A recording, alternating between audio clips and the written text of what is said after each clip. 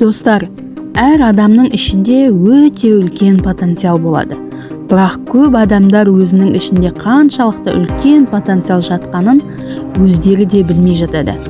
Мысалы, қазіргі әлемдік жұлдыздар, қаншама жаңалық ашқан ғалымдар, 10 миллион оқырманы бар блогерлердің өздері енді жолдарын бастағанда, олар білмеген іштерінде осыншалықты үлкен потенциал жатқандығын.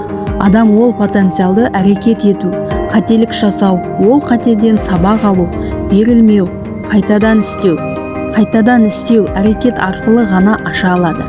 Тағы да айтамын достар, мұндай потенциал кез келген адам бойында болады. Сіз өзіңіз кейін таңғалатын боласыз. Мен осындайға жете алады екенмін ғой деп. Бірақ ол потенциалды сіз тек қана әрекет арқылы аша аласыз. Оның басқа ешқандай жолы жоқ.